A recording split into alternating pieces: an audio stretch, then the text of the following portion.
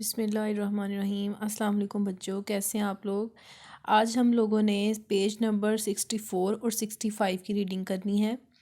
अपनी अपनी बुक्स खोल लें, शाबाश। अच्छा जी, हम लोग पहले इससे 4 पेजेस कर चुके हैं। उसके बाद हम लोगों के ये 2 लास्ट पेजेस रह गए हैं। कॉन्सेप्ट चेक से स्टार्ट करेंगे। क्वेश्चंस हैं जो आपने पीछे रीडिंग की है उसी से रिलेटेड होते हैं ये questions. What happens to water if you freeze it. Number 2 पे है बॉयल इट, कि अगर आप उसको फ्रीज़ करेंगे तो क्या होगा, अगर बॉयल करेंगे तो क्या होगा। तो मैंने साथ आंसर लिख दिए हैं कि अगर हम इसको फ्रीज़ करेंगे तो ये आंसर मैंने लिखा है, इट बिकम सॉलिड। कि अगर हम पानी को फ्रीज़ करते हैं तो वो सॉलिड बन जाएगा। बॉयल इट करेंगे तो इट विल इवेपोरेट, वो भाप बन के हवा में उड़ जाएगा। उसके बाद क्वेश्चन नंबर 2 है what happens to ice if you heat it gently, कि अगर आप आइस को गर्म करेंगे तो क्या होगा। It melts to form water, तो आइस जो है वो मेल्ट हो जाएगी और क्या बनाएगी, पानी बनाएगी। उसके बाद हमने आज जो मोस्ट इम्पॉर्टेंट इस चैप्टर का पार्ट है वाटर साइकिल, आज आपने ये पढ़ना है। वाटर साइकिल जो है, पानी जो ज़मीन की सतह पे है वो बार बार रिसाइकल होता रहता है। ठीक है, वो भाप बन के हवा में जाता है, बादलों में इकट्ठा होता है और उसके बाद दोबारा फिर बारिश बन के ज़मीन पे वापस आ जाता है। इसको वाटर साइकिल कहते हैं। स्टार्ट करते हैं यहाँ से। The water cycle is reversible change in the states of matter, कि पानी जो है वो एक रिवर्सिबल, वाटर साइकिल जो है एक रिवर्सिबल चेंज है, यानी कि अपनी दोबारा से असली हालत में वापस आ जाता है। The diagram given below explain the water cycle. The water on the earth is constantly moving, कि पानी जो है ज़मीन की सतह पे वो कॉन्स्टेंटली का मतलब है मुस्तकिल, हर वक्त जो है वो मूव करता रहता है। जितना भी नहरों में है, दरियाओं में है, समुद्रों में है, वो सूरज की रोशनी से जो है वो हवा में मूव करता रहता है स्टीम बन के। It is recycled over and over again in the form of rain. ठीक है, रेन में कौन कौन सी चीज़ें आ जाती हैं, ड्यू भी आ सकती है, फॉग है, मिस्ट, फ्रोस्ट, हेल और स्नो। ठीक है, कि किस किस की फॉर्म में रिसाइकल होता रहता है। पानी जो है पूरी ज़मीन का बर्फ़ की फॉर्म में, धुंध की फॉर्म में, ओलों की फॉर्म में। ठीक है, ये पूरी जो अर्थ है उसके ऊपर ये रिसाइकल हो रहा है। It changes from rain to water vapours, कि ये बारिश से जो है वो वाटर वेपर में चेंज होता है, बुखारात बनते हैं, भाप बनता है, to clouds to rain again, और दोबारा से जो है वो बारिश बन के ज़मीन पे आ जाता है। सिंपली बात ये है कि पानी जितना भी ज़मीन की सतह पे है वो आहिस्ता आहिस्ता इवेपोरेट होता है सूरज की रोशनी की वजह से, क्योंकि वो गर्म होती है और वो जाकर ऊपर बादलों में इकट्ठा हो जाता है। ठीक है, जब बादल बारिश से वज़नी हो जाते हैं, इस पानी से वज़नी हो जाते हैं, तो वो ज़मीन के ऊपर दोबारा बारिश बरसा देते हैं और पानी जो है वो दोबारा ज़मीन पे वापस आ जाता है। अब ये जो डायग्राम है इसको आपने सीक्वेंस के साथ पढ़ना है। जैसे ये 1 2 3 4 और 5, ये हमने इस तरह से सीक्वेंस के साथ पॉइंट्स पढ़ने हैं। सबसे फर्स्ट वाला जो पॉइंट है वो ये पहले पढ़ेंगे। Sunshine heats up the water and make it vaporate, water becomes invisible water vapours, कि सूरज की रोशनी जो है ये जितना भी यहाँ पानी है इसके ऊपर पड़ेगी और पानी जो है वो इनविजिबल पार्टिकल्स यानी कि बुखारात बन के हवा में उड़ जाएगा और हमें नज़र नहीं आएगा। इनविजिबल का मतलब है जो हमें नज़र नहीं आता है। उसके बाद नंबर 2 पे क्या होगा, the water vapours rises up into the atmosphere, के वाटर वेपर्स जो हैं जो भाप बन के उड़े हैं वो आहिस्ता आहिस्ता जो हैं ऊपर एटमॉस्फेयर में जाना शुरू हो जाएंगे, क्योंकि वो वज़न में हल्के होते हैं, क्योंकि पानी तो गैस बन गया ना। उसके बाद थर्ड नंबर है the when water vapour reaches the colder upper layers of atmosphere, ऊपर जैसे जैसे हम जाते जाते हैं आसमान पे तो आसमान की जो एटमॉस्फेयर की लेयर्स हैं वो ठंडी होती जाती हैं। तो जब पानी के बुखारात ऊपर जाते जाएंगे एटमॉस्फेयर में तो आहिस्ता आहिस्ता वो ठंडे हो जाएंगे। इट कॉन्डेंसिस टू फॉर्म ड्रॉपलेट्स, और वो ठंडे होके हैं दोबारा क्या बना देंगे, पानी के छोटे छोटे कतरे या ड्रॉप्स बना देंगे। These group together and form clouds, वो सारे कतरे आपस में मिलके इकट्ठे हो जाएंगे, ग्रुप्स बना देंगे और उसको हम क्लाउड कह देते हैं। क्लाउड असल में क्या होते हैं, ये वाटर वेपर्स के, वाटर के जो ड्रॉप्स होते हैं वो मिलके आपस में जब एक जगह पे रहते हैं तो वो क्लाउड्स बना देते हैं, असल में उनके अंदर पानी ही होता है। ठीक है। उसके बाद है जी 4 नंबर पे, as the clouds move along in air currents the droplets join together to form bigger drops. कि जैसे जैसे बादल जो हैं वो हवा में आहिस्ता आहिस्ता, आपने अक्सर देखा होगा जब बारिश होती है या बादल आंधी वाला मौसम होता है तो बादल आपको चलते हुए नज़र आते हैं। ठीक है। तो जैसे जैसे बादल जो हैं वो मूव करते जाते हैं हवा में, वो अपने साथ बाकी बादलों को भी मिला लेते हैं और छोटे जो बादल हैं क्लाउड्स मिलके बड़े वाले क्लाउड्स बना देते हैं। When they are heavy enough they fall as rain. जब वो बहुत ज़्यादा वज़नी हो जाते हैं कि मज़ीद वो चल नहीं सकते पानी को लेके, तो पानी जो है वो बारिश की सूरत में ज़मीन पे वापस गिर जाता है। ठीक है। पहाड़ों पे ये बर्फ़ की फॉर्म में गिरेगा और जो अर्थ है हमारे जैसे इलाके हैं वहाँ पे ये बारिश की फॉर्म में नीचे गिरता है।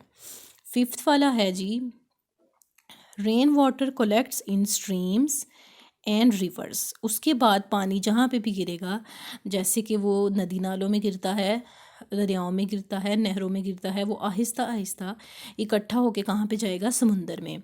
It flows down towards the see the water cycle begins again. उसके बाद जो है पानी सारी जगहों से इकट्ठा होता, दुनिया में जितना भी ज़मीन पे पानी है वो सारा इकट्ठा होता होता आहिस्ता आहिस्ता जाके आपस में मिल जाता है समुंदर में। तो वहाँ से दोबारा से जो है वाटर साइकिल स्टार्ट हो जाता है, क्योंकि समुंदर की सतह पे बहुत ज़्यादा पानी होता है, बहुत बड़ी होती है, तो वहाँ पे सबसे ज़्यादा इवेपोरेशन होती है। ठीक है। ये आपका लॉन्ग क्वेश्चन भी है, इनके पॉइंट्स को आपने अच्छे तरीके से यहाँ से समझ लेना है ताकि जब आप लॉन्ग क्वेश्चन याद करें तो आपको ईजी लगे। उसके बाद आगे लास्ट पेज है हमारा, रिवर्सिबल एंड इरिवर्सिबल चेंजेस। अच्छा जी, रिवर्सिबल कौन सी चेंजेस हैं और इरिवर्सिबल चेंजेस कौन सी होती हैं? ऐसी चेंजेस जो दोबारा अपनी असली हालत में वापस आ जाती हैं उनको हम रिवर्सिबल चेंजेस कहते हैं। अभी मैं आपको बताती हूँ वो कौन सी होती हैं।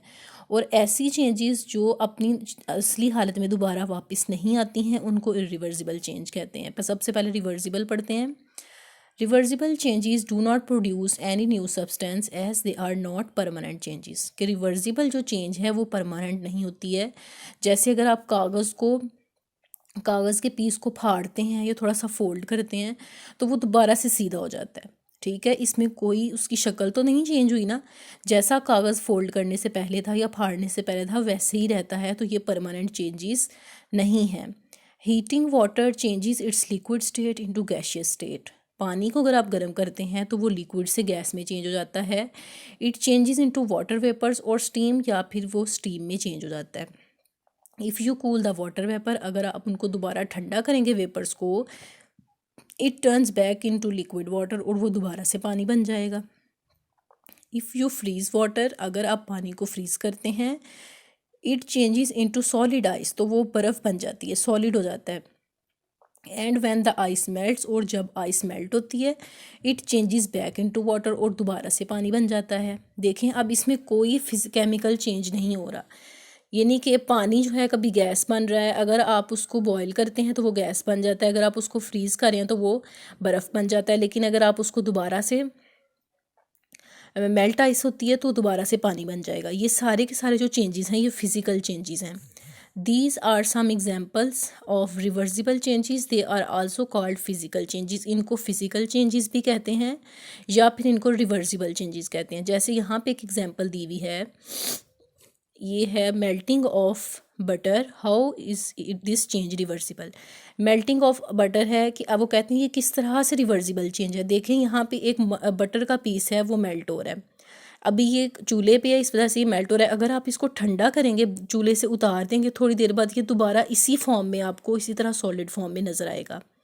तो इसका मतलब है ये कोई केमिकल चेंज नहीं है, ये एक फिज़िकल चेंज है, दोबारा से अपनी असली हालत में बटर जो है वो वापस आ जाएगा। इसके अलावा अगर आप कागज़ के पीस को, जैसे मैंने पहले बताया, अगर आप उसको फोल्ड करते हैं और दोबारा उसको सीधा कर लेते हैं, ये भी एक रिवर्सिबल चेंज की एग्जांपल है। ठीक है। उसके अलावा पानी का भाप बन के उड़ जाना या बर्फ़ का बनना और उसका मेल्ट होकर दोबारा पानी बन जाना, ये भी फिज़िकल चेंज की या फिर रिवर्सिबल चेंजेस की एग्जांपल है।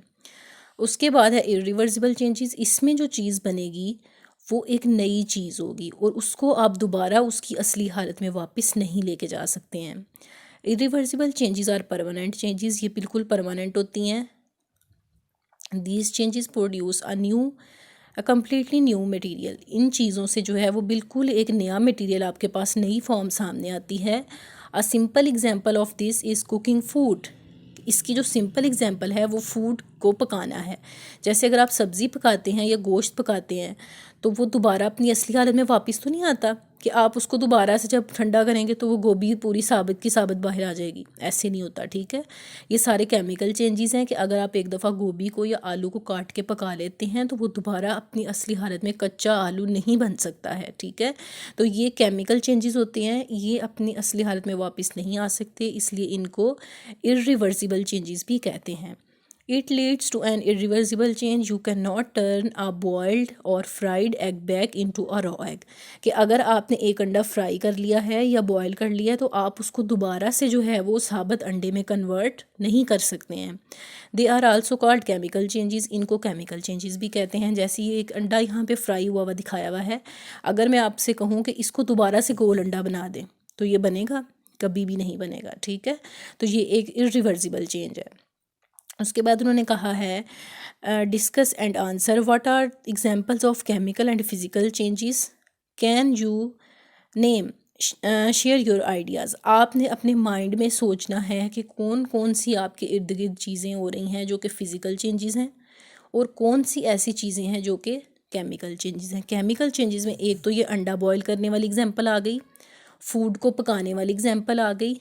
इसके अलावा अगर आप लकड़ी के पीस को या कोयले को जलाते हैं तो वो भी दोबारा अपनी असली हालत में वापस नहीं आता है, तो ये भी एक केमिकल चेंज है।